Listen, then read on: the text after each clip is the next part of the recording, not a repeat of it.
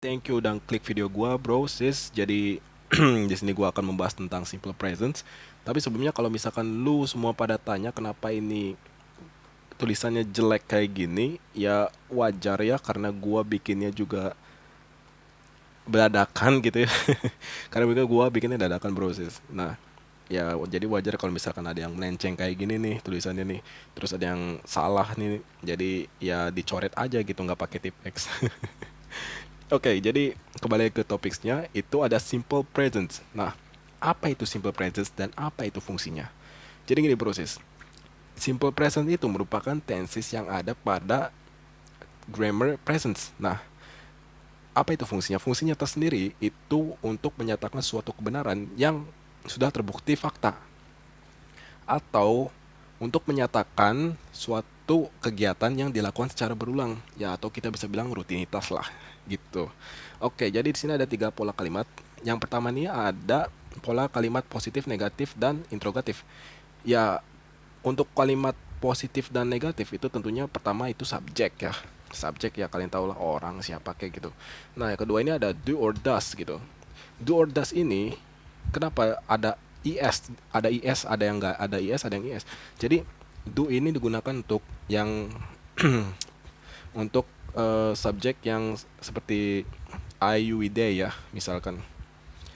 Nah, terus kalau misalkan does ini digunakan untuk subjek yang she, he, it, atau eh, nama ya, atau nama nama orang gitu. Ya gitu. Jadi ya maklum kalau gua jelasnya kayak gini karena ini dadakan. Ini udah malam, bro, gua mau tidur gitu.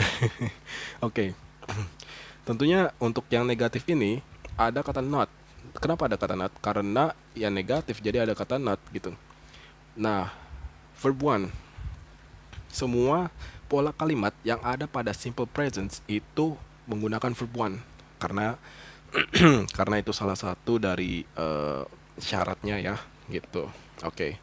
Nah, di sini gua tulis kenapa ada is dan s. Jadi is ini juga merupakan salah satu syarat dari simple presence. Oke. Is dan is ini digunakan untuk verb yang ya digunakan untuk verb gitu. Jadi kalau misalkan lu tanya gimana perbedaannya nih. Nah, perbedaannya itu dari vokal dan konsonan. Jadi huruf akhiran yang vokal itu menggunakan is. Kalau yang konsonan itu menggunakan s. Contohnya apa? Contohnya gini nih. Jadi ada kata weeks, weeks. K ini konsonan, makanya kita menggunakan s. Nah, kalau is bagaimana? Kalau is ini kita misalkan go. Kan ada kata o tuh. Nah, o itu merupakan vokal. Jadi kita menggunakan is gitu.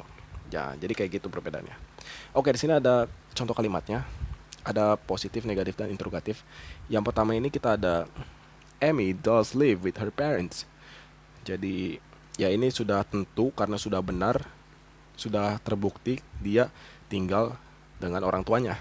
Terus di sini kedua ada Amy goes to the market every weeks. Nah, di sini menyatakan suatu kegiatan yang dilakukan secara berulang gitu.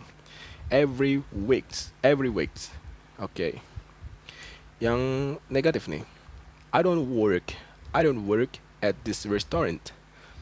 Saya tidak bekerja di restoran ini. Ya memang benar karena dia tidak bekerja di restoran tersebut, sudah terbukti faktanya. Contohnya seperti itu kan. Andy doesn't work at this company. Andy tidak bekerja pada perusahaan ini gitu. Ya berarti memang Andy tidak bekerja pada perusahaan ini. Contohnya seperti itu. Terus yang interrogatif nih. Does my brothers work for him? Apakah saudara saya bekerja untuk dia? Nah, di sini ada kata is kan.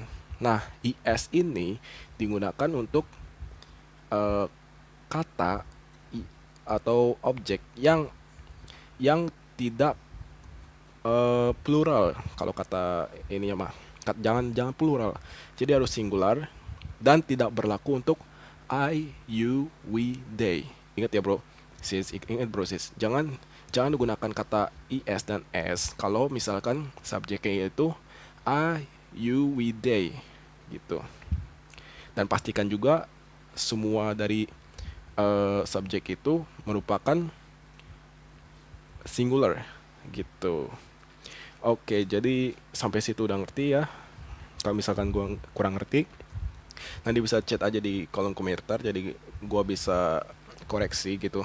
Maksudnya barangkali ada yang tidak ngerti gitu ya. Oke.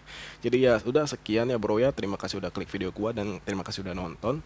Ya jangan lupa untuk di-share ya agar videonya lebih bermanfaat gitu ya, walaupun dadakan gitu. Ya walaupun dadakan supaya bermanfaat. Oke. Ya udah gitu aja ya bro ya. Salam kenal. English with Vicky. English dadakan with Vicky. Oke, ini video baru gua.